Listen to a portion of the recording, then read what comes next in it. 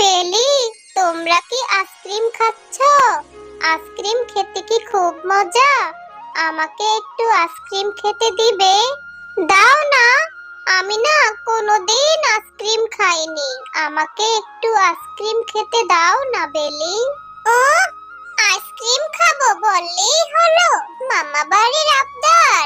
একটা আইসক্রিমের অনেক টাকা দাম। আমি তোকে আইসক্রিম খেতে দিব না টুম্পা। তুই এখান থেকে চলে যা। আর তখনই সেখানে বেলির মা চলে আসে আর বলে, আরে বেলি, তোকে সেই কখন থেকে আমি খুঁজছি, বাড়িতে তোকে কোথাও খুঁজে পেলাম না। আর তুই এখানে দাঁড়িয়ে দাঁড়িয়ে আইসক্রিম খাচ্ছিস? আর এই ছোট লোক কাঠুরের মেয়ে এখানে কি করছে? আরে এই টুম্পা, তুই আমার মেয়ের সাথে এখানে কি করছিস রে? মা, দেখো না, এই টুম্পা কত বেহায়া। কতক্ষণ ধরে আমার কাছে আইসক্রিম চাচ্ছে। আমি বলছি দিব না, তারপরও এখানে বেহায়ার মতো দাঁড়িয়ে আছে। টুম্পা, তোদের মতো ছোট লোকদের জ্বালায় বাঁচি না। ঠিকই আমার মেয়েটাকে ভুলিয়ে ভালিয়ে আইসক্রিম খাওয়ার ফন্দি আঁটছিস, তাই না? তাড়াতাড়ি এখান থেকে চলে যা বলছি। কাকিমা, তুমি আমার সাথে এরকম ব্যবহার কেন করছো? তোমাদের কাছে তো অনেক টাকা, তোমরা চাইলেই যখন তখন আইসক্রিম কিনে খেতে পারো।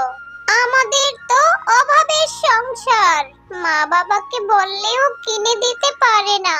এই কারণে বেলির কাছে একটু আইসক্রিম খেতে চেয়েছি। ঠিক আছে, আমি আর কখনো আসবো না বেলির সাথে খেলা করতে। আমি এক্ষুনি চলে যাচ্ছি।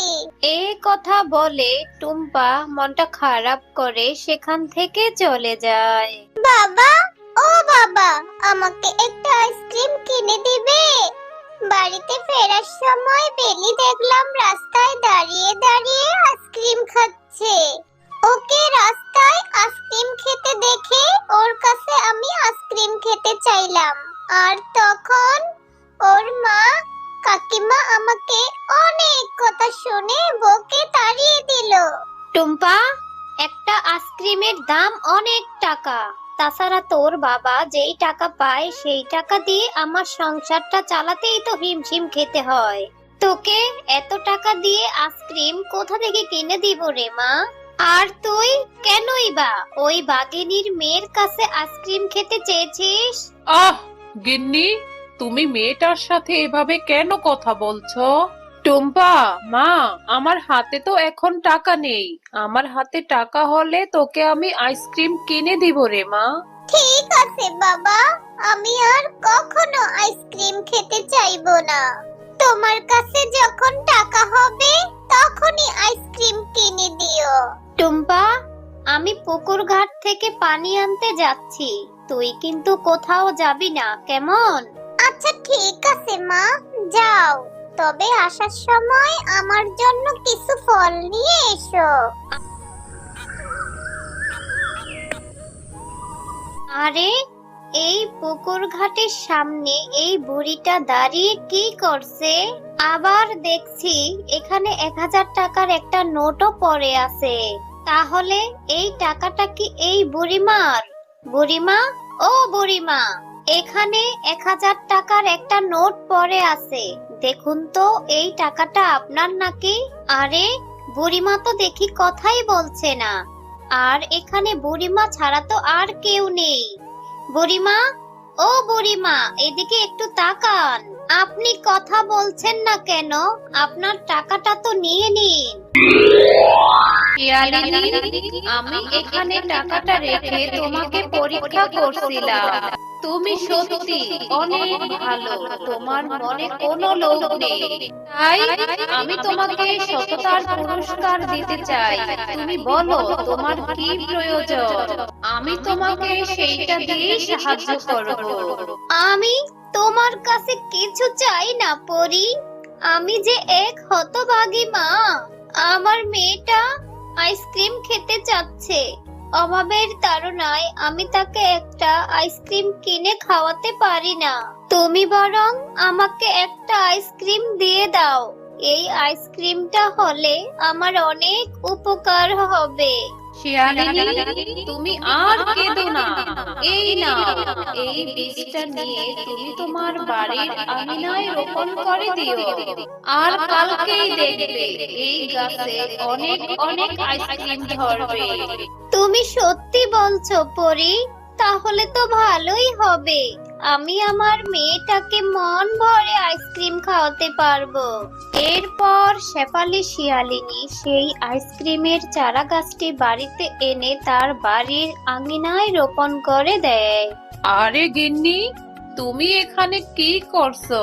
আর এখানে তুমি চারা গাছ রোপণ করছো কেন? এই চারা গাছটা কিসের বলো তো? এরপর শেফালি শিয়ালিনী তার স্বামী মিসকে শিয়াল ও তার মেয়ে টুম্পাকে সব ঘটনা খুলে বলল। মা, তুমি সত্যি বলছো এই চারা গাছে আইসক্রিম হবে? তাহলে তো খুব ভালো হবে। আমি প্রতিদিন মজা করে আইসক্রিম খেতে পারবো।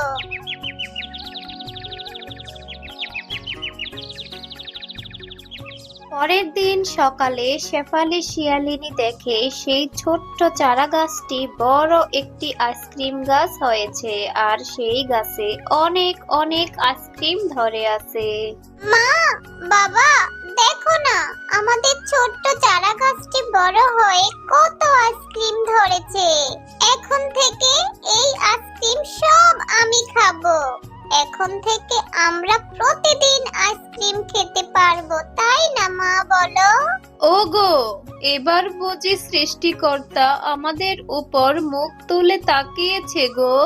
তোমাকে আর এখন থেকে কষ্ট করে কাঠ কাটতে হবে না। তুমি প্রতিদিন এই গাছ থেকে কিছু কিছু আইসক্রিম নিয়ে বাজারে বিক্রি করতে থাকো। এরপর মিসকে শিয়াল গাছ থেকে কিছু আইসক্রিম পেড়ে বাজারে নিয়ে যায় বিক্রি করতে। আর তাদের সেই আইসক্রিম গাছের কথা বনের অনেক শিয়াল জেনে যায়। ওগো, শুনেছো? আমাদের বনের ফকিন্নি শেফালি শিয়ালিনী আছে না, ওনা একটা জাদুকরি আইসক্রিম গাছ পেয়েছে। সেই জাদুর গাছে অনেক আইসক্রিম ধরে। সত্যি বলছো তুমি? তাহলে তুমিও ওই শেফালির মতো ওই পুকুর ঘাটে যাবে আর ওর মতোই কায়দা করে আইসক্রিমের গাছ নিয়ে আসবে। এরপর মুন্নি শিয়ালিনী সেই শেফালি শিয়ালিনীর মতোই পুকুর ঘাটে পানি আনতে যায়। আরে, আমি তো শুনেছিলাম ওই শেফালি শিয়ালিনী এখানে নাকি 1000 টাকার একটা নোট পেয়েছিল, কিন্তু এখানে তো অনেক টাকা পড়ে আছে। এতগুলি টাকা মনে হয় বুড়িমার না। আমি সবগুলি টাকা লুকিয়ে শুধু 1000 টাকার কথাই বুড়িমাকে বলি। বুড়িমা, ও বুড়িমা, আপনি এখানে বসে আছেন আর আমি আপনার 1000 টাকার নোট এখানে পড়ে থাকতে পেলাম। আপনি এই 1000 টাকা নিয়ে নিন আর আমাকে একটা আইসক্রিমের গাছ দিয়ে দিন। মুন্নি শিয়ালিনী, তুমি তো অনেক লোভী। আমি তো এখানে 1000 টাকার নোট রাখিনি, আমি তো এখানে অনেকগুলি টাকা রেখেছিলাম। তুমি সবগুলি টাকা লুকিয়ে আমাকে 1000 টাকা দিচ্ছ। তোমার মনে অনেক লোভ। তুমি লোভ করে এখানে একটি আইসক্রিমের গাছের জন্য চলে এলে। এত ধনী শিয়ালের বউ হয়েও তুমি লোভ সামলাতে পারলে না। তোমাকে তোমার লোভের শাস্তি পেতেই হবে। এই নাও, আমি জাদু করে তোমাকে একটি সাধারণ শিয়ালিনী বানিয়ে দিলাম আর তোমার বাড়ি ঘর সবকিছু সাধারণ হয়ে যাবে। এখন থেকে তুমি দরিদ্র শিয়ালিনী হয়ে জীবনযাপন করবে। না পরি, আমি আর লোভ করব না। তুমি আমাকে আমার আগের অবস্থানে ফিরিয়ে দাও।